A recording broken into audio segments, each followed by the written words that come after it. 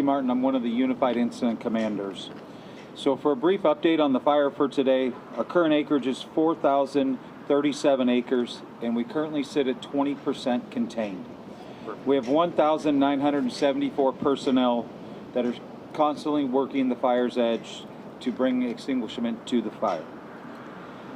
As you're going to hear today, we're going to talk about some repopulation of the areas, and that's strictly due to the successful efforts of all agency personnel working collaboratively together to start bringing containment and make sure the areas are safe.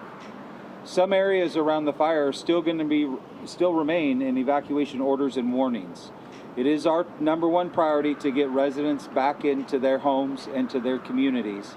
However, we have to make sure it's safe to do so. The team behind me and the multiple firefighters that are out and agencies on this incident are constantly and striving to get you back into your communities as quickly as possible.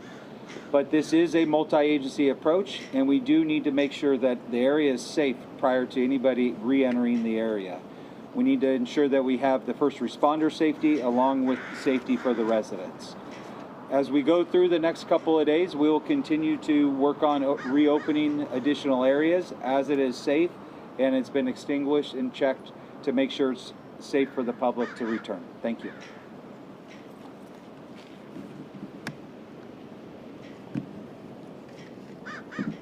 Good afternoon, everyone. My name is Deputy Fire Chief Eleni Pappas. I'm with Los Angeles County Fire Department, and I'm one of the ICs along with Chief Martin. I'd like to let you know there was a valiant effort amongst the firefighters in this first 36 to 48 hours. It was an incredible show of commitment that contained the fire to the footprint you see today. I'd like to say that we have done an assessment of the structures within the fire footprint. Roughly 7,600 structures are in the fire footprint. 5,600 are single-family dwellings, they're homes.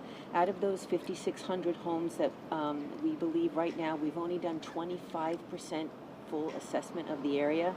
4 homes have been destroyed, 6 homes have been damaged, and we are reporting 5 outbuildings or smaller structures like sheds and things like that have been destroyed. So we have a total of 9 structures destroyed and 4 damaged. Again, that's only 25% of the total assessment. As we get a better handle around this fire, we'll get better clarity. We'll be able to complete an assessment of all of our structures and get a final report. We just want to assure everyone that LA County Fire and our partners with CAL FIRE and all of our unified command and supporting agencies that we will be there to help get our people, get the residents and the communities back into their homes, and we will be there to help with support. So thank you again, and we are looking forward to getting everyone back home safely. Thank you.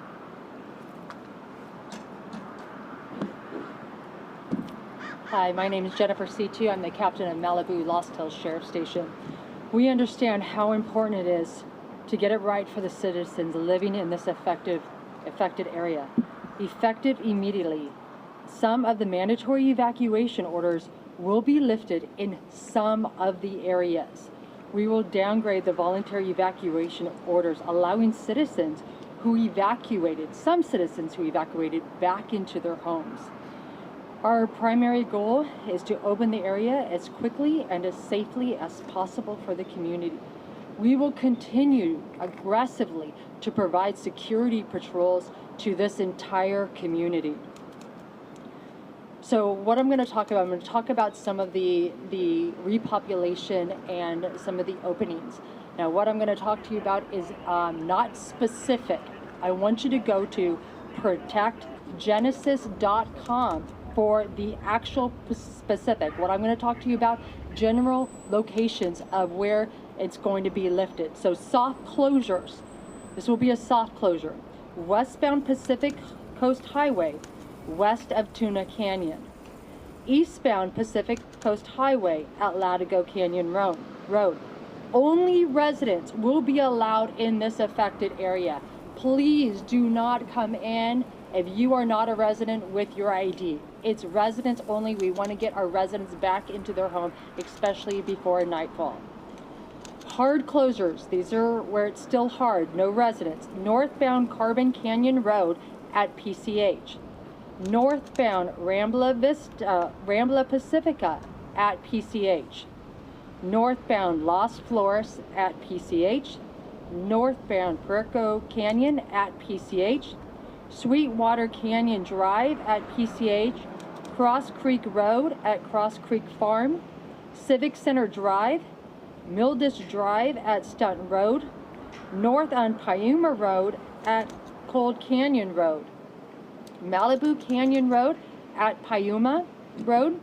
Malibu Canyon Road at Francisco Ranch Road. North on Latigo Canyon Road at PCH. North on Corral Canyon Road at PCH. North on Puerco Canyon Road at PCH. And again, for precise information, exact information, I need you to go to protectgenesis.com. We wanted to get this information out quickly to our community so they can start gathering their belongings and coming back into the community. I do have some of my staff here that can help out after the press conference if media, if you want to look at a map with my team. Thank you. Good afternoon. My name is Kevin McGowan. I'm the director with LA County's Office of Emergency Management. It's really welcome news to hear the reopening of some of our areas to residents. In LA County, our recovery planning efforts start when the incident starts. We're a tried and true, disaster county. We've had multiple wildland fires this year alone, and it's a commitment that we make time and time again that recovery starts when the incident starts. That planning started on Monday night. We started with developing an organizational construct in partnership with the city to really expedite what our recovery program is going to look like. At this beginning phase right now, the most important thing for us to reiterate is that information is going to be powerful in this process. It's a long process. Recovery, this is going to take years. This community knows this from the Woolsey fire. There are many aspects of recovery, from watershed protection and looking at future debris flow and mud flow risks, all the way to the debris removal, rebuild, and economic impacts and economic injuries that have been sustained from this emergency. The commitment LA County has to all of the residents and the city is to walk hand in hand with you in this partnership. And with that, I'm going to recommend everyone continue to go to lacounty.gov/emergency. On that page, there will be an additional link to our recovery efforts. And this is just going to be your classic, it's going to come as it goes. And we'll continue to push forward with more information on recovery. Thank you.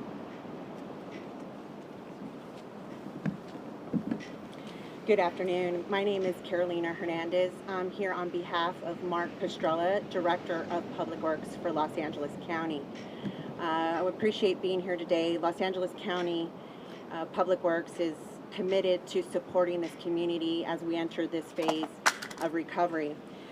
There's three critical areas where Public Works will be supporting, and those are in road safety, water safety, and flood control. I'd like to share a little bit more about those areas with you. Regarding transportation, road closures, and signals, Los Angeles County Public Works is working in coordination with Caltrans and local law enforcement to conduct assessments to help provide any information that we can to assist in making the roadways passable and safe. In addition, the potential for rockfall and unstable road shoulders make mountain roads especially dangerous, so we really are asking motorists as they return to be especially careful and really use extreme caution when re-entering the area. Please plan ahead and avoid those areas that may be unsafe if you can. Again, Public Works' highest priority is public safety. In addition, we're going to have up-to-date information again regarding county roads. If you can visit PW, as in Public Works, pw.lacounty.gov/road closures for continual information. Again, moving on to waterworks. Many in this community are served by Waterworks District 29. Waterworks continues to monitor all of our tank levels and Specifically, we are serving the communities of Malibu and Topanga, including Pepperdine University, and we are maintaining sufficient water levels. Generators have been deployed at those areas where we need power. We briefly lost power at our Sweetwater pump station, and this loss in power affected 22 of our Waterworks District customers. So those 22 customers that are located on Sweetwater Canyon Drive, Ridgemont Drive, and Beckledge Terrace have received boil water notices. The Waterworks Districts will contact you when we are able to lift the boil water notice. Again, it is only 22 customers of the district located on Sweetwater Canyon Drive, Ridgemont Drive, and Beckledge Terrace. And lastly, I'd like to share more about stormwater conditions. Again, going back to Waterworks, if any Waterworks Districts customers have any questions, please call 877-637-3661. Regarding mud flow, Public Works will be offering free engineering advice as we move in to recovery. Many residents may be interested in knowing if they need further protection on their property due to burn scar. So if you would like more information, you can call our dispatch. And again, we can make an appointment for free engineering advice. That dispatch number is 800-675-HELP. One more time, 800-675-4357. Thank you so much.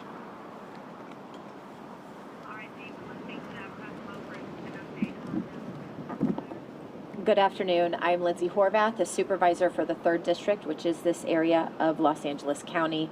And on Monday, our community faced a crisis as Franklin Fire erupted, threatening homes, lives, and livelihoods. What followed in the days since has been nothing short of extraordinary. On Tuesday and Wednesday, we witnessed the heroic efforts of our first responders. Close to 2,000 firefighters, law enforcement, emergency personnel, and volunteers working around the clock to stabilize and contain this fire. Thanks to their incredible dedication, we stand here today with encouraging news. The first phase of repopulation begins as firefighters accelerate containment. Starting today, residents with homes along Pacific Coast Highway can begin returning. This moment marks a significant step forward in our recovery, but it is only the beginning.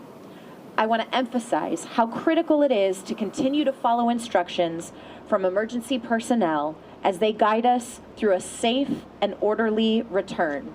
The coordination and partnership that we have embarked on to this moment has gotten us the success that we have seen, and it is going to be that continued partnership and coordination that will allow us to see success at this stage. We know word of mouth is how some community members have gotten information because they have been without cellular service or power, so please follow the directives of emergency personnel, not word of mouth.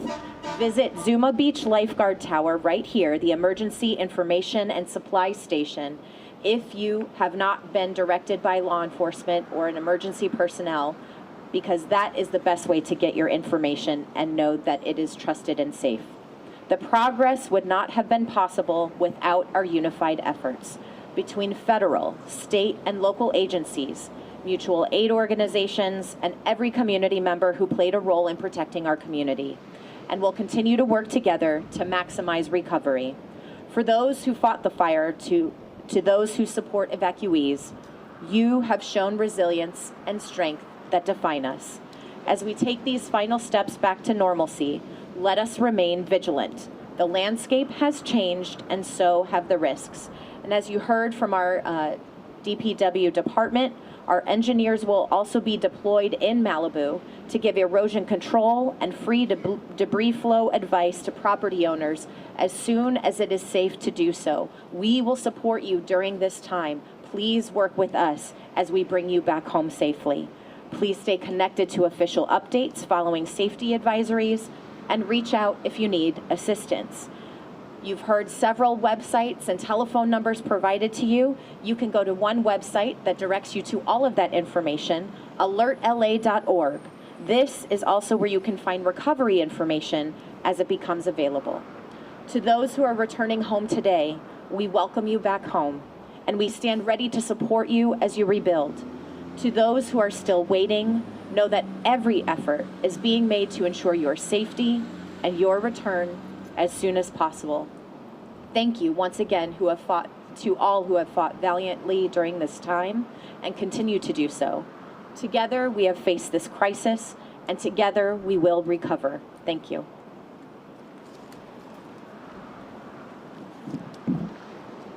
Good afternoon. I'm Doug Stewart, Mayor of the City of Malibu. I want to acknowledge how challenging and frustrating this situation has been for our community. I know that being displaced from your homes and worrying about your safety and waiting for answers can be incredibly difficult. Please know that the city, along with our public safety partners, is doing everything in our power to protect you and your families and your property. I understand the urgency and desire to return home, but I ask for your continued patience for those who have not able to return today. The safety of our residents and responders must come first. The decisions about evacuation orders, road closures, and eventual repopulation are made with your well-being in mind. And we are relying on the expertise of our fire and law enforcement officials to guide this process. I want to say from the city's point of view, we have gotten nothing but cooperation and assistance from our partners. The FEMA structure that we're operating under this incident command is very formal, but it's also very personal. If you look out at our people that are not in front of the camera but behind, you see many of the people from our city staff that are here and at our EOC who have worked diligently over the last 3 days with representatives from these offices. We couldn't be more appreciative of what they're doing. But as you've heard, they're only repopulating part of the city. We're going to do the best we can to get the rest of the people back as fast as you can. But if you look at the map, and I know it's hard to see behind me, you can see how the fire has crossed over PCH in several places and how close it is even today. It is not safe to come back in parts of Malibu yet. We need to let the fire people and the public works agencies and the utilities fix what is broken and clear the path for you to return. If we hurry too fast, we're not going to be able to protect everybody, and there's too much risk involved. These are conscious decisions that have been made carefully. I wish we could say that more people are going to return today, but we're working on it very diligently. We know too that it's not just our residents, but it's our small businesses and people that rely upon it. I have talked to several people who have lost, for instance, in the restaurant business, all their food that was in the refrigerator. And they're out of business and their employees are not working. This is a tragedy that goes beyond just our personal residents, the people who depend on Malibu for a livelihood. And I want you to know we're going to try and work with all of them as well. Malibu, as I've said before, is a community. It's not a place to live.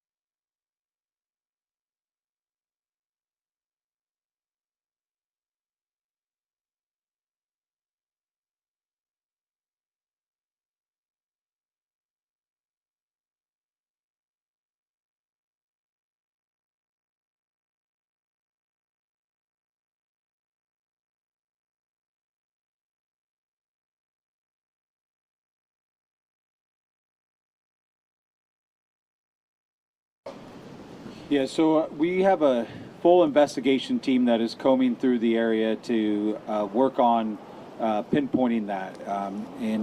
We ask that we have some patience. That is a long, laborious process for our investigators to go out there and they start from the outer edges and start working back to look for the origin and then sift through the debris and that. So they are still actively out there working on that, and it is still under investigation. Is there anything that looks suspicious about it so far that they've been able to find? The investigators have been out there each day. We have not met with them yet. We have space to do the investigation. The information is contained there. You can also call 988, or you can also call our local 800 number, which is 800 854-7771. And you'll be connected to Department of Mental Health officials who will be able to direct you to the appropriate services.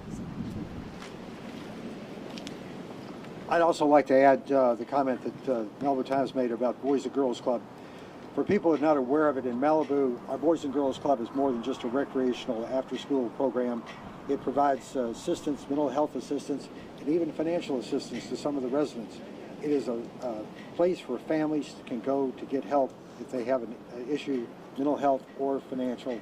And I encourage any of our Malibu residents that need assistance, one of your options is the Boys and Girls Club.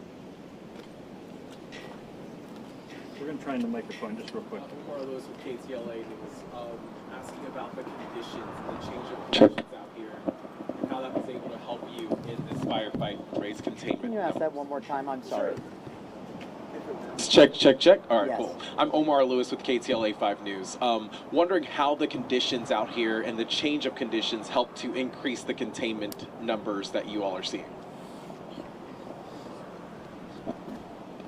That's a good question. So today we have some cloud cover, cooler weather, higher humidities, and the red flag event has passed. So obviously the red flag event, which we had gusts up to 60 miles an hour, obviously that causes spotting and increased fire spread. So we were able, with this cooler weather, we are expecting to be able to get cooperation from the weather and get more of a hand line around our fire and get total containment. So it is a plus. So we hope to continue with this cooler weather, the higher humidities. Unfortunately, at this time of year, the fuels are dried out. Even if we got a rainstorm, the fuels still remain very, very dry, and some of the areas within the burn pattern have not burned in decades. So as you get this older growth vegetation, it becomes very, very fertile for fire growth. Once an ember gets in there, there's so much fuel in there, and it burns with such a high BTU that it doesn't matter what the rain that we get today or in the coming days. But it will definitely help and provide better conditions for firefighters. So, thank you. Hi there. My name's Hans Letz. I lived through the Woolsey fire right across the road, and I'm a reporter, so I was here during the whole time, roving around. And we heard during the Woolsey fire aftermath that there were utility crews in the way, and for their safety, people weren't allowed back here for more than a week. I was here, there weren't utility crews in the way, the streets were empty. Now, you're asking for people's patience, but people who lived through Woolsey don't have that patience after last time. It's not all your guys' fault. We understand that, and there's a lot of different agencies involved. That's a given. But what are you going to tell the people in Malibu, like me, who remember the delays from last time and how long that took?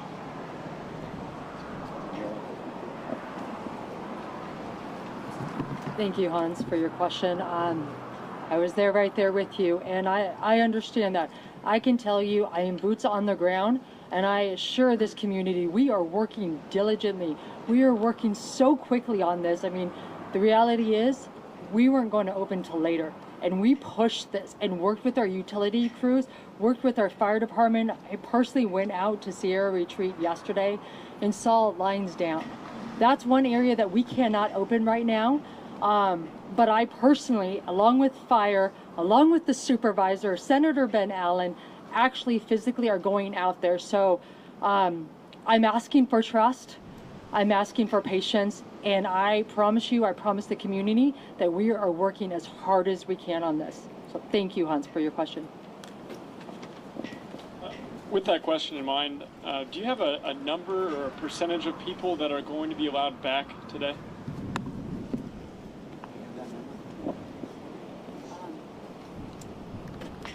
Great question. We'll get back to y'all with it. Yeah. Ma'am? Actually, let me get you the microphone. Good afternoon, Bossy Pants from Malibu Times here again. Folks are coming in, whether you want them in or not, and they're having people help them assess damage. There's always a concern about toxic materials and the use of masks and so forth. Possibly you might advise the use of gloves. Is there any centralized message you can provide about being safe when dealing with charred landscapes? There's information on the lacounty.gov/emergency under the public health area. So I recommend everyone go to that website, scroll through it to find the recovery information, and then there is occupancy support information on how to effectively go through that from the county's public health department. Does anyone else have a question?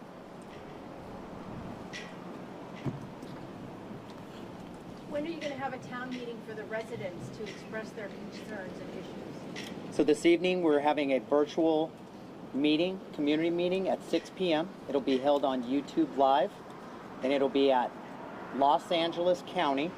FD is where they can pick that up, and it'll have a live chat.